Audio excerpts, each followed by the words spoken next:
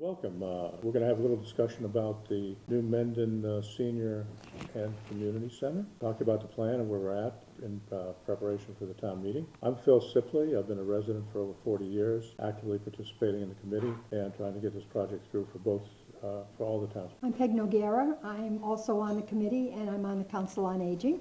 I'm Dave Kersey. I'm the police chief in town. I've been a resident for about 25 years, and I've worked for the town for about 28 years now. One of the things that we wanted to start with is talk a little bit about history. This project has been really thought about for the past 10 years. The buildings were created back in 33 years ago. Additions were added on 17 years ago. The population, senior population, has grown from 1,000 people to close to 1,800 people now, and there's many other community people and townspeople who use the facility. The history, we started looking at this in 2014, the first effort, coming up with the first proposal in 2018 for the building, for this existing building. Again, a second initiative was launched in 2019, and the pandemic slowed that down, so that didn't get results until the 2021. And on this third edition, we started this effort again back in 2023, and we're moving forward to now to get to the town vote. In that period of time, we've had extensive studies of many locations. We've selected on a location of North Ave and Route 16, and we've had a significant investment of time and effort, a lot of people on the cost study to understand what the real cost of this project is going to be. And we're here asking you and informing you about what's going on with the project before the town meeting. We've done our due diligence, and as Phil said, we looked at 4 sites, and we chose town-owned property, so there's no cost for land, and it was bought for the use of a municipal building. So we're very fortunate that the land was available. We, as Peg said, we did look at multiple sites, so we didn't just find one site and picked it. We did a study analysis, we did a feasibility analysis the past 18 months. The committee worked really hard, a lot of volunteers, to figure out a spot, and the spot we ended up on is North Ave. I'm at the corner to use the municipal land, as Peg said. It's a central location that will work well for the seniors. Traffic study analysis were done to determine amount of volume of traffic that goes by those sites. The current senior center right now has about 11,000 vehicles that travel by a day. Not the safest spot in town right now for the current center. 5,000 go by the new site that we're looking at. Better site distance, better design to pull in cars, to get people in and out of there. So that was one of the main reasons to end up at that site. There is future municipal use there still. We've designed it efficiently so you can get other buildings in the future. You can use the land for recreation. We have recreation planned on the site. And then it came down to the cost analysis after that. We did an initial study from 2009.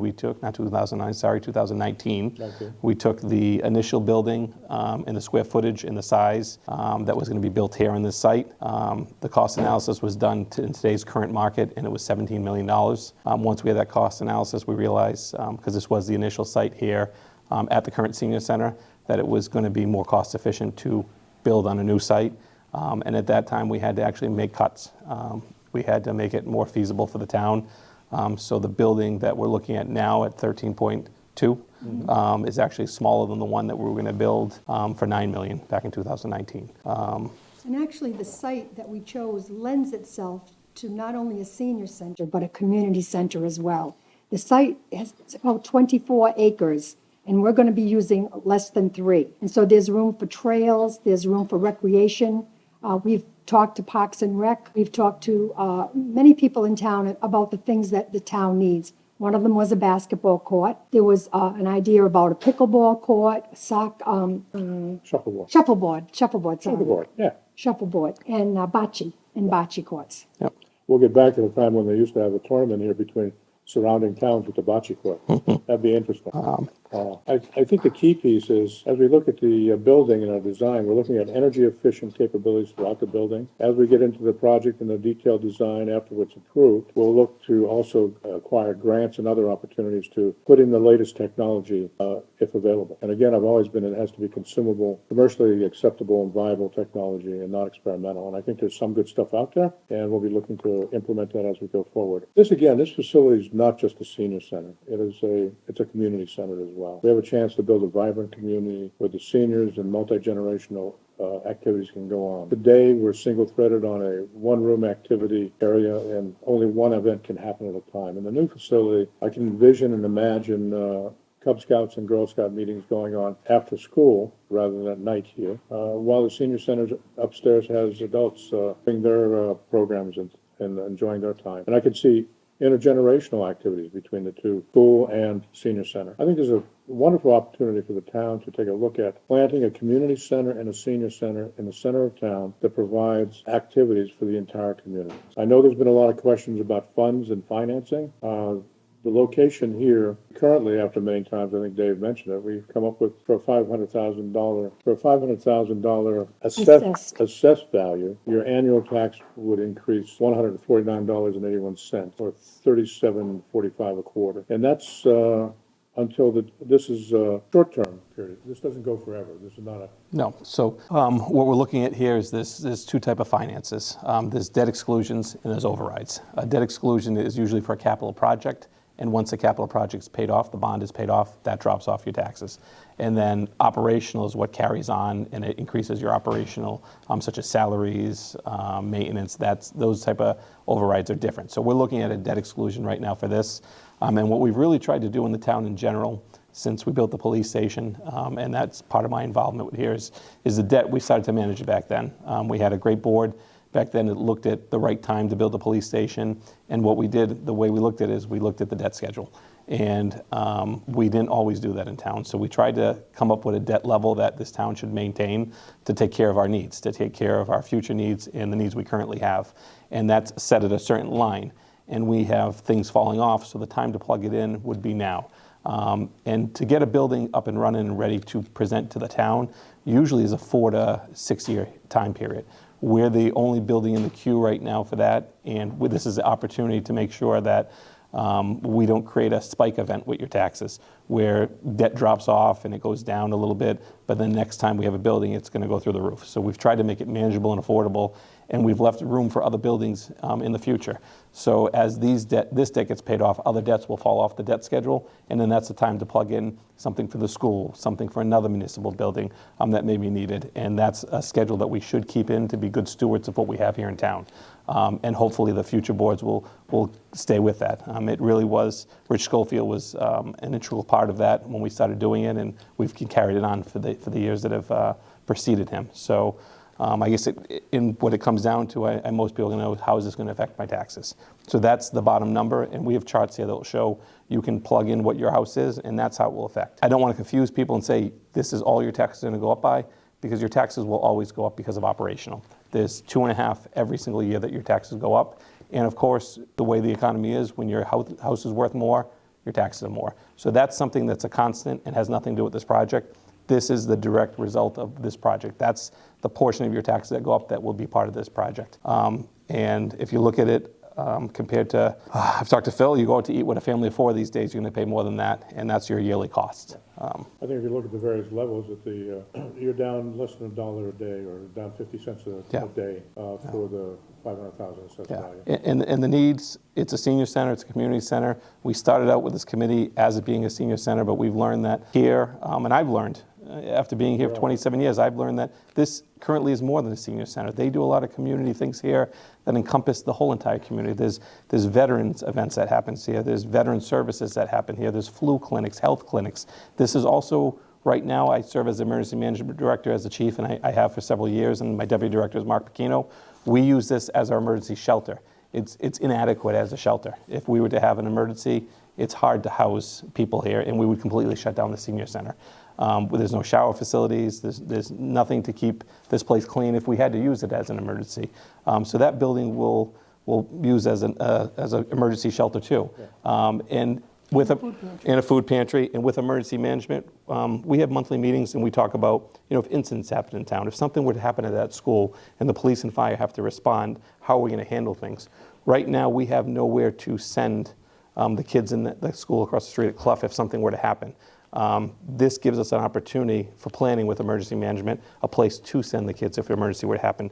So we're trying to think ahead of time, so we have plans in place if something ever happens. That's what emergency management does in this town.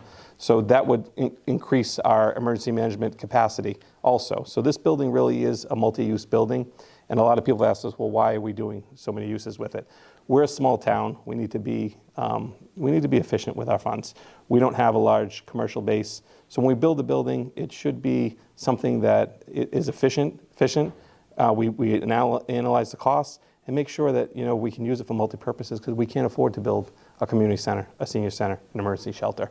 And this really accomplishes all of that. And this building will be repurposed, because this building is in good condition. We think that there'll be other people interested, like the Highway Department or Parks and Rec. This building will be used For other organizations. probably right away. Yep. Yeah, if you look at this, I think some of the things that are exciting about the town is the capital budgeting that's going on now, which is really showing that in the next 5 to 7 years, if you sequence all the major projects we have, we can manage through it without spiking the tax rate. Yep. If we do it prudently. I think the chief highlighted that earlier.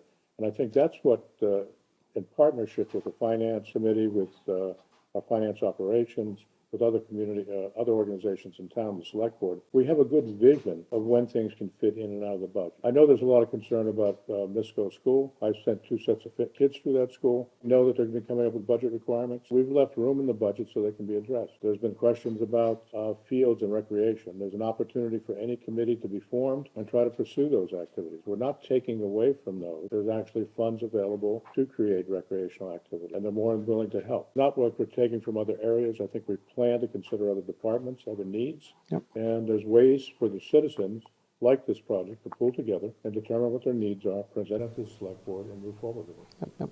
And the way the debt drops off, right now we have debt dropping off. That's why it's a perfect time to plug in the senior center. Just like back a long time ago, the school dropped off, and that was a good time to put the police station in. So we should be good stewards of this community, because we're all just passing through it. We all end up in the same place, but leave our mark and make sure we leave this town in the place it should be in. And I think that's what this committee has done. I think that's what the select board currently has done. And they are thinking about the future needs, future departments that will need other buildings in the future, and leaving space for it in our debt schedule. And it's important to maintain that debt schedule. Again, that's something every town has, and every town should have, to make sure you take care of what you actually have in the buildings that you need. And we need your support on May the 3rd, and again on May 14th. If you have any questions, we'll add to the end of the trailer our contact information. Yep. And we can incorporate that in the video. And And our meetings are public. meetings are public. Feel free to reach out to any one of us. We're glad to answer your questions. Yep. Feel free to contact us anytime. The last thing I would add is that, the base of this started with a senior center. And if we think of the seniors in general, any good society always takes care of their youth and their elders, and respects, what you have to do for both ends of it.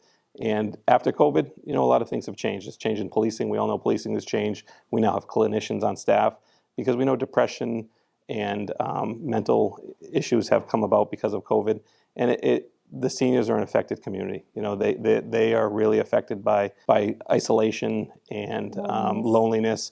And the facility we have doesn't provide the access for the seniors that we have. And with 28% of the population currently there, and I imagine there's a larger the population that will be there eventually, if you're not using it, I'm sure we all know someone who suffers from some type of depression or some type of mental anguish that this center could help them with. And I think this is something that is a great community project that, will affect all of us and affect our families. And I think it's the time to put it forward, and I think the need's here for it, and we should support it.